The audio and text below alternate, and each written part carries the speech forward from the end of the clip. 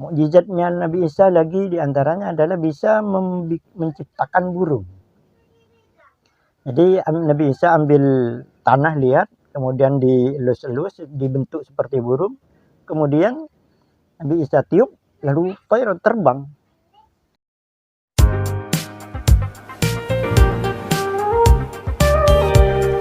Assalamualaikum warahmatullahi wabarakatuh.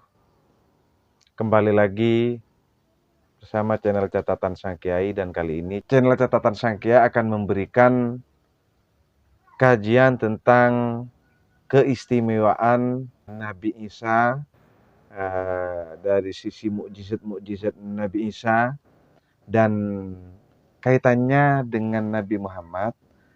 Kalau Nabi Isa diberikan mukjizat menghidupkan orang yang telah mati, kenapa Nabi Muhammad tidak diberikan mukjizat menghidupkan orang yang telah mati? Ayo kita ikuti bersama kisah Nabi Isa dan mukjizat Nabi Isa kaitannya dengan Nabi Muhammad dari Buya Dr. Ahmad Maskur LCMTHI.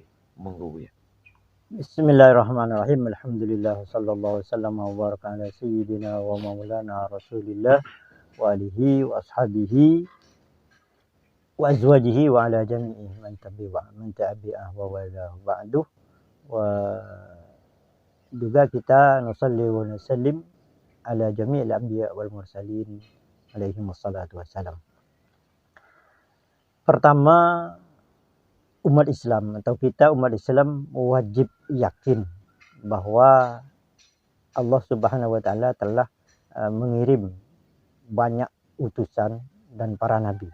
Itu wajib yakin dan iman, termasuk rukun iman. Jadi kita mengimani para utusan Allah Subhanahu wa taala, termasuk rukun iman.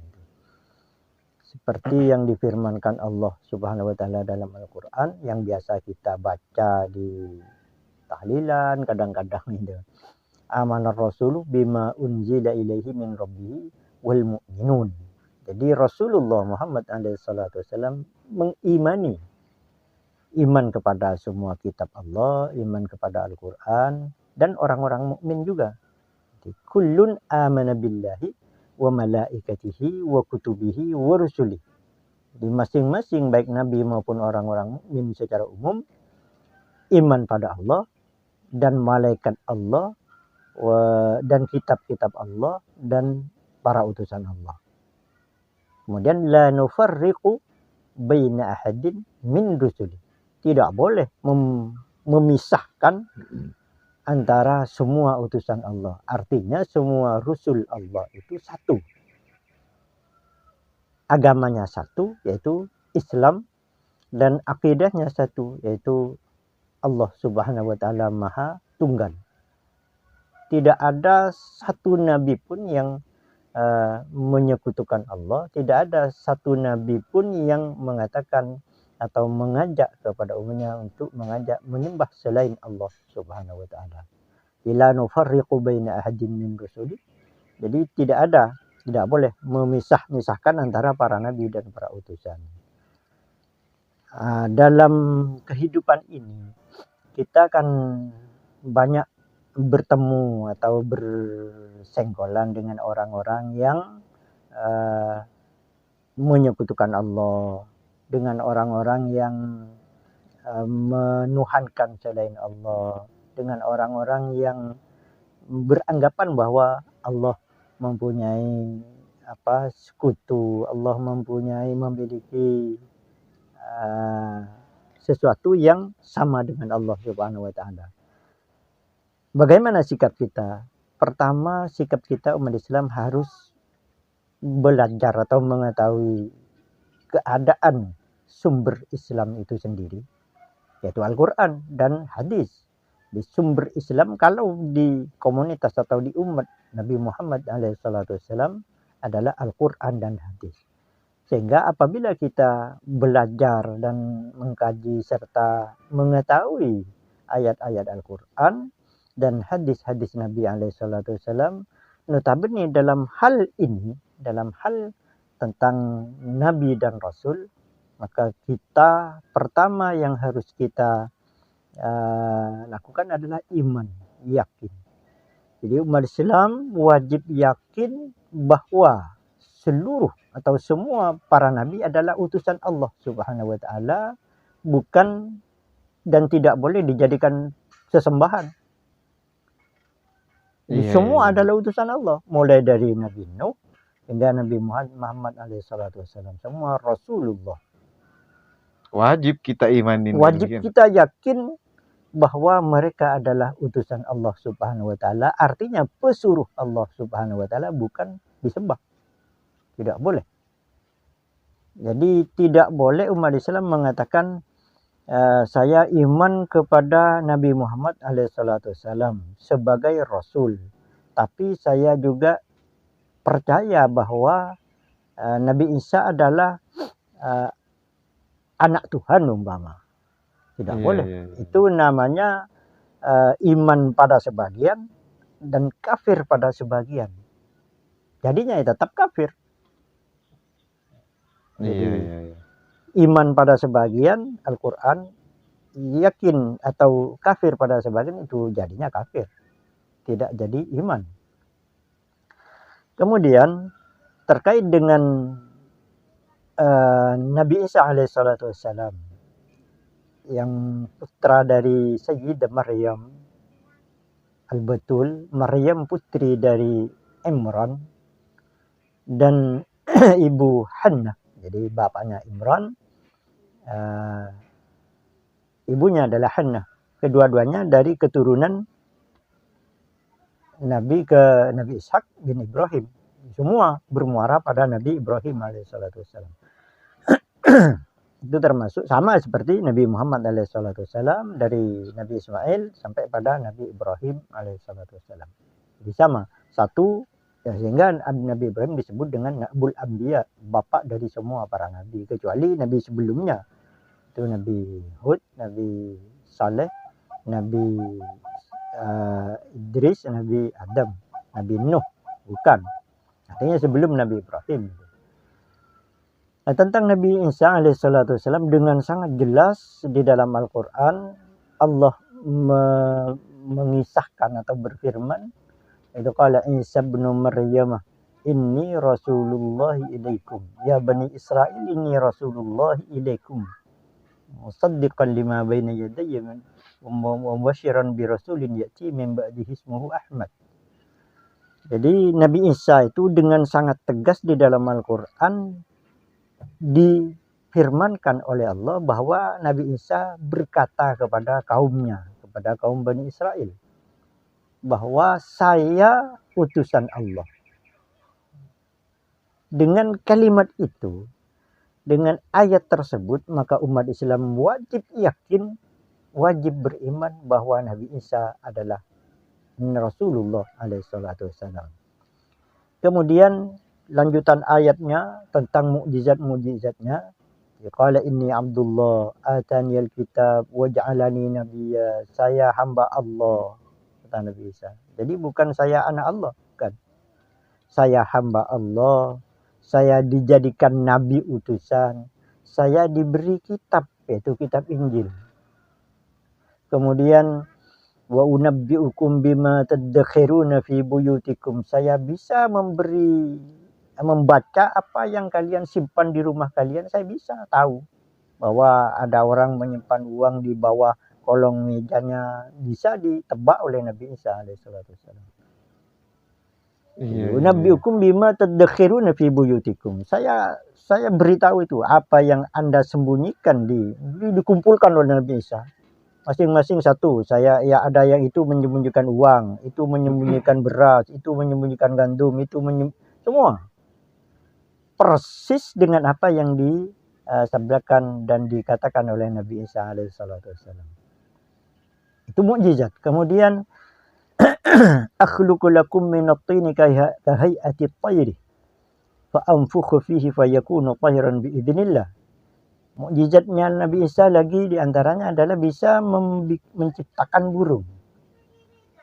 Jadi Nabi Isa ambil tanah, lihat, kemudian dielus-elus, dibentuk seperti burung, kemudian Nabi Isa tiup lalu terbang. Iya. Kemudian lagi yang ketiga termasuk mukjizat wa ubriul akmaha wal abrasa. Nabi Isa bisa membuat orang buta menjadi melek, menjadi melihat. Walaupun butanya sejak lahir itu. Iya. Hanya diusap bisa melihat Nabi Isa. Kemudian mukjizatnya lagi wa uhjil mauta, dan saya bisa menghidupkan orang yang mati. Banyak beberapa orang yang mati. Nah, itu semua, tapi kita umat Islam wajib iman, tetap wajib yakin bahwa kalimat terakhir dalam semua mukjizat itu biiznillah. Nabi Isa lakukan itu semua biiznillah, bukan karena masyi atau kehendaknya sendiri, bukan kemampuannya sendiri, tapi biiznillah, dengan izin Allah Subhanahu wa taala. Nah, kalau orang yang membuang kalimat di akhir itu biiznillah, bisa saja menganggap Nabi Isa sebagai Tuhan karena mencipta, bisa mencipta burung, bisa menghidupkan orang mati. Tapi kalau kalimat yang sedikit di akhir itu tidak dibuang, biiznillah, dengan izin Allah, maka kita umat Islam wajib meyakini bahwa itu hanyalah sebatas mukjizat yang diberikan oleh Allah Subhanahu wa taala. Nah, kemudian kenapa Nabi Isa diberi mukjizat sebanyak itu? Dan mukjizatnya memang hebat. Iya. Dan kenapa pula Nabi Muhammad SAW tidak diberi mukjizat seperti itu? Para nabi ini oleh Allah Subhanahu wa taala, para nabi utusan oleh Allah Subhanahu wa taala diberikan mukjizat sesuai dengan keadaan masyarakat pada saat itu. Contohnya, pada masa Nabi Musa alaihissalam, masyarakat digandrungi ilmu sihir. Semua belajar ilmu sihir. Artinya ilmu sihir termasuk ilmu yang favorit dan ilmu yang menjadi suatu keharusan pada masa itu. Maka oleh Allah Subhanahu wa taala Nabi Musa diberi mukjizat untuk membasmi ilmu sihir itu. Iya. Diberilah mukjizat tongkat bisa menjadi ular dan makan semua ular-ular yang dicipta dengan sihir itu. Iya. Begitu pula pada masa Nabi Sulaiman umpama. Karena masa Nabi Sulaiman kan masyarakat bisa ilmu sihir yang diberikan, yang diajarkan oleh setan. Bahkan Allah mengutus malaikat untuk sebagai ujian bagi masyarakat mengajar ilmu sihir juga, Harut dan Marut itu. Iya. Wa ma unzila 'alal malakaini bi Babila Harut wa Marut. Wa ma yu'allimani min ahadin hatta yaqula innama nahnu fitnatun. Jadi kami ini diutus oleh Allah, kata Harut dan Marut, hanya sebagai fitnah atau ujian kepada masyarakat pada saat itu. Tapi masyarakat tidak peduli, yang penting maka diutuslah Nabi Sulaiman alaihissalam dengan mukjizat yang serupa atau berkaitan dengan hal-hal tersebut. Begitu pula pada masa Nabi Saleh umpama mukjizatnya unta. Pada masa Nabi Isa alaihissalam masyarakat banyak masyarakat mempelajari ilmu-ilmu tentang hal tersebut, maka Nabi Isa diutus oleh Allah dengan mukjizat yang mirip atau serupa dengan pekerjaan masyarakat pada saat itu. Pada masa Nabi Muhammad alaihissalam masyarakat adalah masyarakat jahili, tapi dalam hal sastra mereka bisa mengalahkan dunia. Di orang-orang pada masa Nabi alaihissalam sastrawan semua, hampir semua sastrawan. Di kalimat-kalimat yang diucapkan indah sekali. Iya. Sehingga Nabi Muhammad alaihissalam oleh Allah diberi mukjizat berupa Al-Quran. Al-Quran yang sastra, Al-Quran yang balagha, Al-Quran yang nahu, Al-Quran yang fikih, Al-Quran yang semua ada di dalam Al-Quran lengkap, sehingga Al-Quran menantang siapapun. Jadi wa in kuntum fi raibin mimma nazzalna ala abdina. Apabila kalian ada keraguan-raguan sedikit tentang Al-Quran, fa'tu bi suratin min mithli. Jadi silakan datangkan satu surat saja. Surat Al-Quran terpendekkan surah Al-Kautsar. Hanya 3 ayat. Inna a'tainakal kautsar fasholli li rabbika wanhar inna syani'aka huwal abtar. 3 ayat. Silakan datangkan semisal itu. Sampai sekarang sejak 1444 tahun Tidak ada yang tidak ada mampu. yang mampu. Iya, iya. Artinya Buya, yang dimaksud jahili pada masa itu kaum Nabi Muhammad SAW bukan berarti jahil tidak mempunyai kecerdasan-kecerdasan yang lain, melainkan jahil terhadap syariat Islam, kan begitu Buya? Jahil yang dimaksud ada jahil dalam hal sosial, kehidupan Iya. masyarakatnya. Artinya yang kuat bisa makan yang lemah. Itu jahil, artinya seperti kehidupan hewan. Iya, iya, iya. Tidak ada peraturan, tidak ada hubungan antara laki-laki dan perempuan.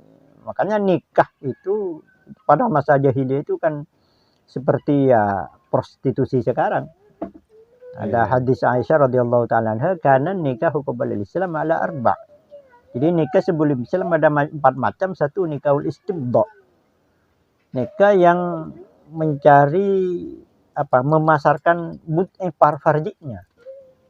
Jadi apabila ada orang memiliki putri, diundang, itu ngundang beberapa orang, disuruh bersetubuh dengan putrinya itu. Nah, setelah selesai maka dicari forensiknya, sidik jarinya yang mana yang paling seman, itu yang harus menikahi seterusnya. Iya, iya, iya, iya, iya, iya. Itu nikah istibda. Ada nikah yang ya pelacuran, itu kehidupan jahiliyahnya di situ. Iya, iya, iya. Jahiliyah dalam hal kehidupan sosial, kehidupan dalam keyakinan, akidah, kehidupan dalam hal ibadah. Iya. Nikah yang 4 barusan, yang 2 itu nikah apa lagi Buya? Yang Selain 2 dari yaitu seperti apabila ada orang memiliki putri, seorang anak perempuan, biasanya diundang, ngundang kadang 4 orang. Itu yang istibda. Ada yang ngundang sampai 20 orang. Kalau yang istibda itu dicari yang paling semangat itu siapa? Dengan sidik jarinya, iya, iya, iya. dengan ghiyafah itu forensik. Karena itu yang harus menikahi. Kalau yang nomor 3 itu ngundang sampai 10 orang, dicari setelah melahirkan. Paling mirip ke siapa ini? Iya, iya, iya, iya. Itu yang harus menikahi selamanya. Kemudian yang keempat, nikahunal yaum kata Sayyidah Aisyah. Seperti pernikahan kita hari ini, sekarang setelah Islam artinya. Nah, putri seperti yang terjadi pada putri Rasulullah SAW, yaitu Ruqayyah, Zainab, Ruqayyah, Ummi Kulsum. Itu sebelum masih jahiliyah itu. Tapi pernikahannya sama seperti pada masa Islam. Dilamar, terus dinikahkan oleh walinya, biasa seperti itu. Nah, itu yang dimaksud dengan jahiliyah. Tapi dalam hal intelektualitasnya mereka hebat dan didengar oleh negeri-negeri yang jauh. Oleh negeri pada saat itu kan 2 negara yang besar, yaitu negara Persia di sekitar Irak, kemudian yang kedua negara Romawi di Syam, di sana Eropa. 2 negara besar itulah yang oleh Rasulullah SAW diajak untuk masuk ke Islam. Kenapa? Karena Islam ini kan rahmatan lil alamin. Kata Allah, wa ma arsalnaka illa rahmatan lil alamin. Di seluruh alam, baik alamul insi, alamul jinni, alamul malakut. Nah, di dunia ini kan ada 3 alam. Alamul insi, alam kita musyahadah. Kemudian ada alamul jin, alam jin. Yang ketiga alamul malakut, alam para malaikat, yaitu di angkasa, di langit sana. Iya, iya, iya, Bu ya. Artinya pemirsa mengambil dari kajian yang disampaikan oleh Buya tadi bahwa perbedaan kenapa kemudian Nabi Muhammad tidak diberikan mukjizat seperti Nabi Isa bukan kepada unsur pilih kasihnya Allah terhadap utusannya, melainkan Allah memberikan mukjizat menyesuaikan dengan keadaan pada masanya, kan demikian Ya. Buya. Kecuali Al-Quran. Ya. Al-Quran itu menjadi mukjizat yang abadi dan selalu sesuai. Iya. Salihun li kulli zamanin wa makanin. Jadi sesuai dengan keadaan, waktu dan tempat dimanapun. Sesuai Al-Quran. Iya. Jadi sekarang ada penemuan tentang kajian ilmiah, pasti tidak akan menyimpang dari Al-Quran. Iya. Apapun itu. Artinya kalau mereka mempunyai temuan, sebelum mereka mendapatkan temuan di dalam Al-Quran sudah ada dan terlebih kita dahulu, kalau gitu ya. mengkaji dalam Al-Quran pasti menemukan juga itu. Iya Buya. Demikian pemirsa tentang mukjizat Nabi Isa dan kaitannya dengan mukjizat Nabi Muhammad dan mukjizat nabi-nabi yang lain. Terima kasih. Assalamualaikum warahmatullahi wabarakatuh. Alhamdulillahi rabbil alamin.